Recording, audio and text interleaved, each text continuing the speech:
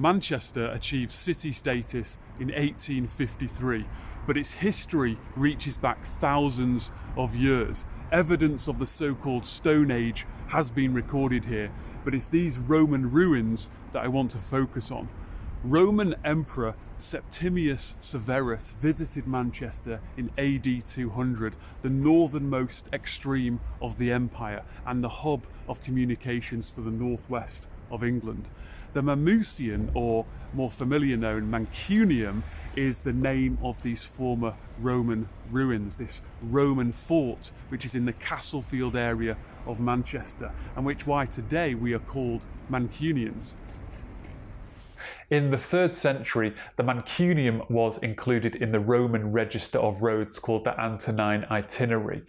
2 major military Roman roads ran through Castlefield to the forts in Chester in the west and to the east and up to York. The other road ran north to the fort in Ribchester, which today has become Deansgate. Manchester then was best placed for the castra in AD 79 within the Roman province of Britannia. They rebuilt and developed the fort in AD 160 and then again in AD 200, and it would eventually measure 160 metres by 130 metres, nearly 5 acres, surrounded by a double ditch with defensive walls up to 2.7 metres thick with gatehouses for entrance. It held an auxiliary cohort of infantry of about 500 men, and several civilian settlements surrounded the fort on the north side and east sides, covering 64 acres. Soldiers' families, merchants, it would attract all kinds of people, and it became a cosmopolitan culture with soldiers from all over the Roman Empire, including troops from Spain, from Hungary, from Austria. There was also evidence of a cemetery on the southeast side. Archaeologists describe a concentration of furnaces within outbuildings in the settlements, calling it the first industrial estate of Manchester. The ruins were levelled during the Industrial Revolution and the building of the Rochdale Canal and the Great Northern Railway that ran through the fort. Mills were then built around it. You can see that part of it has been reconstructed. Only the north quarter of the fort survived relatively intact. This area became the UK's first urban heritage park after finding 10,000 artefacts buried there. So what does Mamucium or Mancunium mean? There are 2 possibilities stemming from the Latinization of an original Brittonic name. Mam could mean breast in reference to a breast-like hill as preserved in the Irish language today, or mam in Welsh today is mother. Therefore it's believed it's in reference to a local river goddess, which would make sense because the fort is situated upon the River Irwell and the River Medlock that flows into it. Now, I went through a list of Greco-Roman water gods and I found one that could be a match. Tethys, Titan goddess of the sources, fresh water, and the mother of the rivers, springs, streams, fountains, and clouds. Now, in Greek mythology, the Titans were the pre-Olympian gods, of which there were supposedly 12 children, one of which is called Tethys. She was an offspring of Uranus, sky, and Gaia, earth. And there are stories. One is that she was long estranged from her husband and possibly a foster mother, and her partner are described as being angry at each other and are no longer having sexual relations. I don't know. The suffix ium, ium, was just a common ending for a place or city. In fact, today the Welsh name for Manchester is Mancinian, if I'm pronouncing that correctly. In 1086, Mam would be joined with the Old English Cester, meaning Roman city, to be called Mamcester. The Saxons who later arrived on the scene would call a Roman site a Chester, so Manchester was sealed. So Manchester possibly means river goddess Roman city. The Romans would also name other parts of the city, such as Pomona Gardens on the banks of the River Irwell. They were named after Pomona, the Roman goddess of fruit trees, though today there's not much fruit growing there. When a foreign people come, they bring with them their culture and their gods. The early Roman Empire was plagued with false gods, and found in and around this area of ancient Roman civilization, they have found Roman altars dedicated to ancient gods. In 1821, workmen in Hume within the old Roman settlements found an underground temple to Mithras.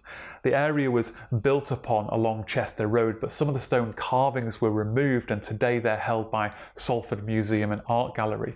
Mithraism was popular among the troops. It was one of the Roman mystery religions where secrecy of the 7 grades of initiation and ritual practices were held dear from outsiders. The religion was inspired by Iranian worship of Zoroastrian god Mithra, but it had evolved with Greco-Roman culture, and its centre was then in Rome. Carvings of Mithras depict him being born from a rock, slaughtering a bull and sharing a banquet with the sun god Sol. In 1612, an altar stone was found under the root of an oak beside the river Medlock. It was dedicated by Lucius Cinicianus Martius to Fortune the Preserver. Lucius was a legionary commander sent to Manchester from the 6th Legion in York, and he may have been responsible for developing the fort defences in AD 200. The Roman altar was in close proximity to the fort and was probably set up in the changing rooms of the Roman baths. Fortune was a prominent goddess for the soldiers. On the Manchester Uni website, it says this: when Augustus was planning a visit to Britain in 27 BC, the poet Horace wrote an ode to Fortune in which he prayed that she would keep safe our emperor on his journey to the Britons at the uttermost ends of the earth. On Greater Jackson Street, an altar was uncovered during a pre-development dig in 2008. The altar was dedicated by Elias Victor to 2 minor goddesses dating to the 1st century. A Latin inscription says, "To the mother goddesses, Hananeftis and Alototis, Elias Victor willingly and deservedly fulfills a vow." Aelius Victor may have been a German centurion commander, as worship of Hananeftis and Alototis originated from Germany. No idea how you pronounce them. It's possible that this altar was originally closer to the fort but then stolen or discarded later on.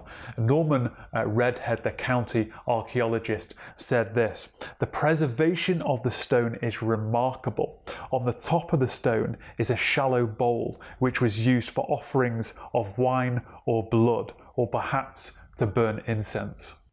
These are just the altars and temple that we stumbled across over the years. Could there be others buried in the ground, and what, if any, spiritual impact do they have? Look, we don't get paranoid and get freaked out and start acting weird. Our God is greater, the one and only Alpha and Omega, true God. But let's not be naive to the spiritual fabric of the ground that we minister on. The land needs to be dealt with, and Jesus will one day perfect that task. But as ambassadors of the kingdom, we clear a path for the coming king, and that may mean driving out territorial demons, asking the Lord to cleanse the land, prayer, salt, oil, whatever you do. Again, I'm not being prescriptive, I'm intending to be informative and challenging. I'm hoping that your church will grab a baton and run. The Roman fort was still in use in the mid-3rd century, and a small garrison may have remained until the early 4th century. After the Roman withdrawal from Britain around 410, the soldiers left and the economy crashed. Some say the wider area was used for agricultural purposes. The story goes that this fort fell by trickery to a Saxon knight named Sir Tarquin. Sir Tarquin was a cruel and treacherous knight who defended the fort from King Arthur and the Knights of the Round Table.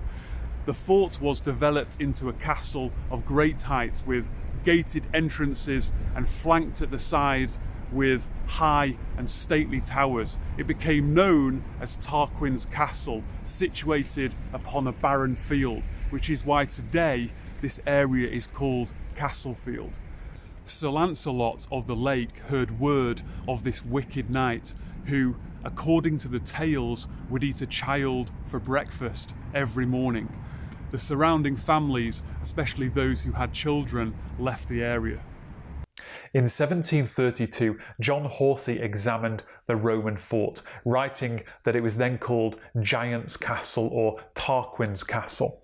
Within the ancient Ballad of Tarquin, published in 1808, it says this: "Within this ancient British land, in Lancashire, I understand near Manchester, there lived a knight of fame, of a prodigious strength and might, who vanquished many a worthy knight, a giant great, and Tarquin was his name." Sir Lancelot rode up to the castle and he was greeted by Viviana, a beautiful damsel who led him to the castle gates of the giant's home. And on a tree stood next to him hung a copper sign saying this: "Who values not his life a whit, let him adventure to strike on't if he dare." Also nailed to the tree were 64 shields of knights, including Lancelot's own brothers, all of whom were chained in the dungeons inside. Lancelot struck the copper sign and out came Tarquin. So the story goes, Lancelot had already managed to steal Tarquin's magic sword. The battle was said to have lasted 4 hours, but Lancelot prevailed, rescuing the captured knights, and Tarquin finally fell. Today, on the ceiling of one of the rooms of Chetham's library, there is an oak carving of Sir Tarquin with limbs hanging out of his mouth.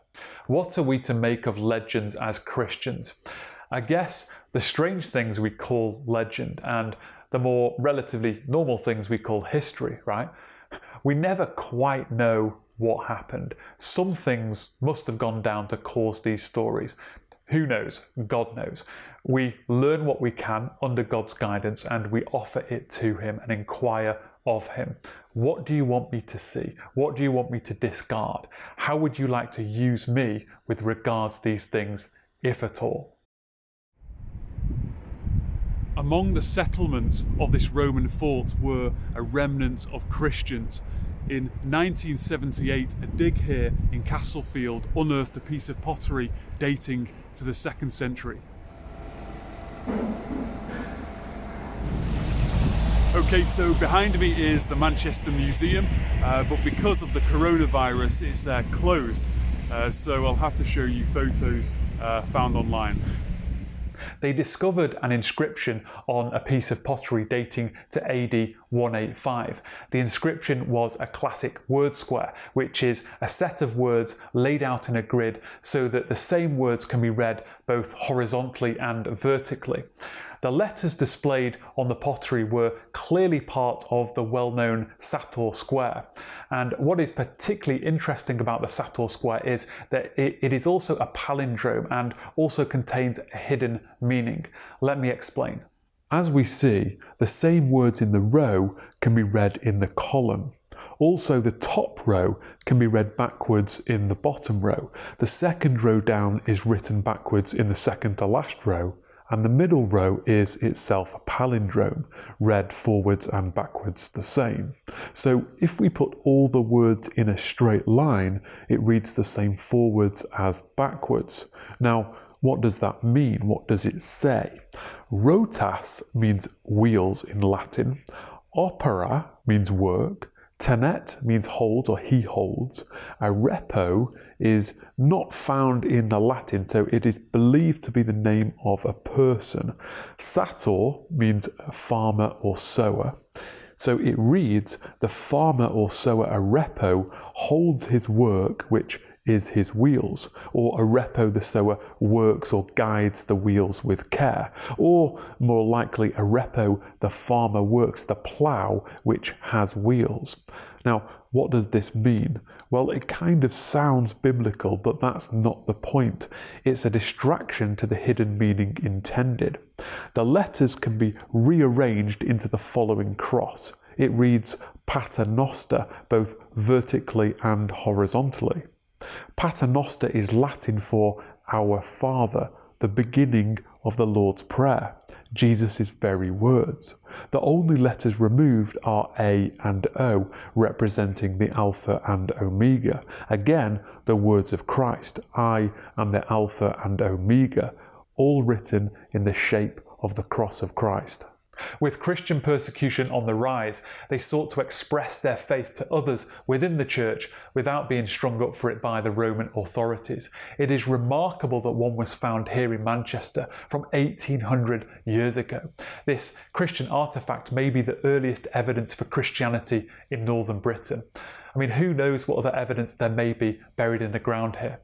Today there is little persecution of our faith, although it is on the increase. You can lose your job, you can be arrested for reading the Bible out loud in public, for street preaching, or tweeting a theological argument. But in the Roman times it would have resulted in serious physical violence. There's a thought for us, right? That Christians would be seriously persecuted in Manchester for their faith. An underground church in Manchester.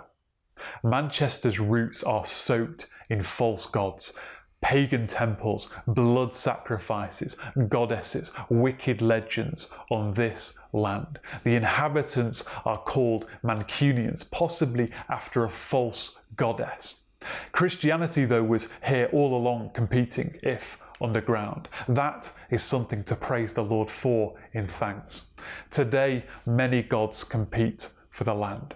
I look forward to the day when the rock formed by no human hand comes crashing down to earth. Come, Lord Jesus, come.